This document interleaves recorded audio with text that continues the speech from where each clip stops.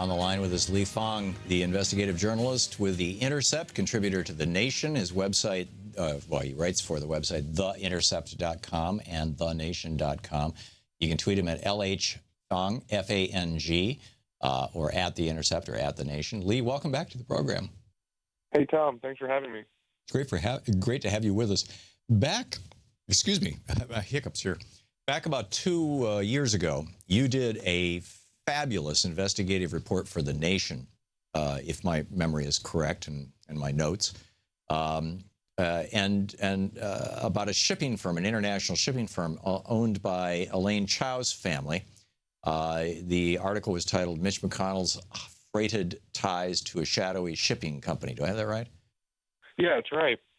So tell us about, if she's going to be our Secretary of Transportation, which includes shipping, one, isn't there a conflict of interest? And two, or is that easily disposed of? And two, who is this woman? What's she all about? Other than, most people just know her as a former Labor Secretary and Mitch McConnell's wife. Yeah, that's right. Elaine Chao is one of the few senior-level Bush administration officials to back Trump, and now is going to be nominated to lead Trump's transportation agency. And as a former labor secretary, she had a very antagonistic relationship with labor unions, with organized labor. Under her tenure as Bush labor secretary, the agency refused to issue any new safety regulations. She constantly feuded with labor unions. But the story I wrote 2 years ago was about the large shipping company founded by her father, James Chao. It's called Foremost Maritime. It's a company with about 12 to 15 active dry bulk carriers. These are huge megaships that circle the globe, carrying a number of different commodities, including coal. They specialize actually in coal shipments. And this is a company that's produced enormous wealth for the Chao family, which has been shared with Mitch McConnell, now the Senate Majority Leader. His financial disclosure forms show that the Chao family transferred up to $25 million to Mitch McConnell at one point. So much of Mitch McConnell's wealth actually comes from this shipping company, which is based in New York and Hong Kong. Wow. So what does that...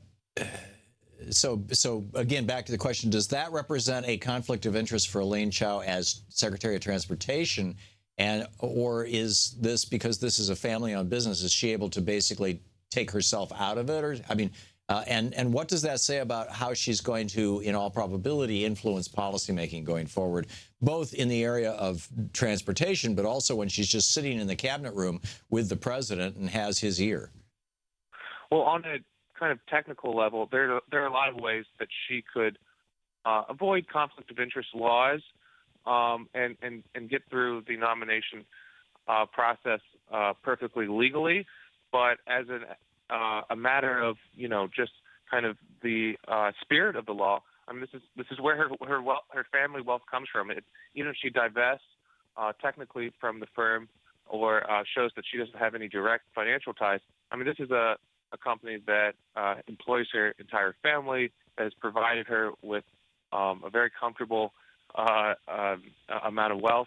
So, she's going to have a relationship with this company, regardless of what she puts on her financial disclosure forms. Right. And for this firm, we looked at some different controversies related with this company. They flagged their vessels with the country of Liberia in Africa, because that's a country where ships can be registered and they don't have to comply with many labor regulations. It's hard to organize a labor union for workers if they are flagged in Liberia.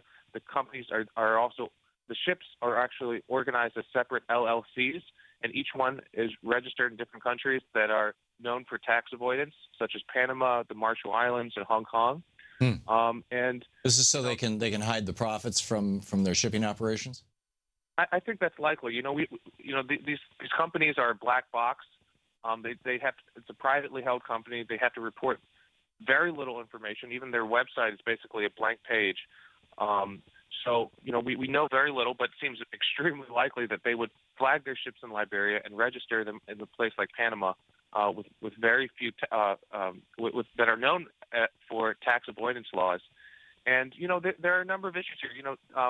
For one, given that Foremost Maritime specializes in coal shipping, and for the U.S. coal industry, Trump says he's going to revive the coal industry. Well, a lot of folks, analysts in the industry, argue, well, there isn't much of a future for coal domestically. However, shipping coal to Europe and Asia and India would be a way to revive coal. Of course, you'd have to kind of steamroll opposition in places like Portland and Seattle and other local municipalities that have opposed. Well, they might be able to ship it out of the East Coast if it's going to India. Right. So, this is a potential conflict because the future of coal in America kind of relies not on domestic consumption, but on coal exports. And given that the incoming Transportation Secretary's company, Foremost Maritime, specializes in coal exports, that's a potential conflict. And there are just a number of other controversies related with this firm that may pose interesting questions at the nomination hearings. For one thing that we pointed out in the 2014 story, one of the ships owned by Elaine Chao's company was caught smuggling cocaine from a port in Colombia, and that was actually a ship that contained a shipment of coal bound for Europe. Was this with the knowledge of the company, or was this just some rogue employee who was stashing cocaine under his bunk? It's not clear. There was an investigation by Colombian Coast Guard officials, and it may well be just a rogue employee. Right. And there are other issues that might relate to just rogue employees. The following year, in 2015, last year, there was just a violent employee who went on a slashing spree, stabbing a number of other shipmates as the ship passed by the Philippines. So, these are ships with very lax labor standards that have a number of controversies in the past. It may come up in Elaine Chao's confirmation hearing. Fascinating. And what do we know of her worldview? Obviously there's these conflicts, these economic pressures on her that you've described so eloquently.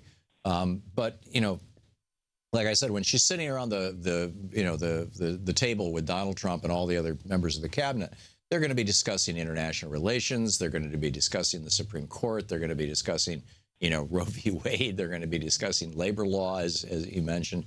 They're going to be. I mean, there's a whole panoply of stuff. That. What do we know about her worldview in that regard? Is she basically a clone of Mitch McConnell? Is he reflecting? Do they reflect each other's worldview very well, or does she diverge from his worldview in some areas? Well, or do we like not know? So many other top-level Trump nominees, there's kind of a contradiction posed by Elaine Chao, right? Trump campaigned as a populist who would take on the establishment. He railed against the political elite, the corporate elite, against folks who represent Wall Street and K Street. Right. But Elaine Chao has spent much of her time since leaving the Bush administration serving on big corporate boards. She's on the board, for example, of Wells Fargo.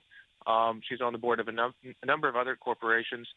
She's worked with the Heritage Foundation and the Hudson Institute, which are two conservative and neoconservative think tanks.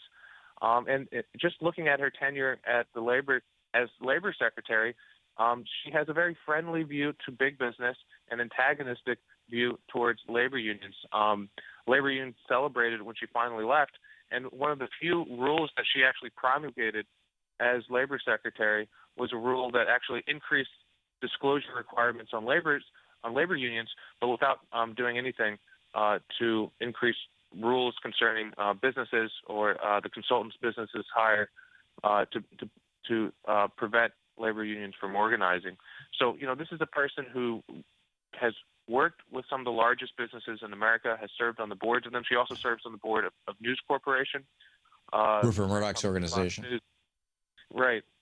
So this is someone that really represents the corporate elite and represents the upper echelon of the Bush administration, not someone with any of the populist bona fides that Trump campaigned on. Right. Remarkable.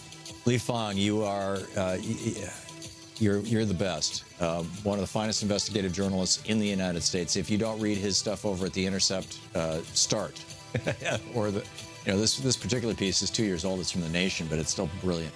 Lee, thanks so much for being with us. Kind of you. Take care. Great talking with you. We'll be back.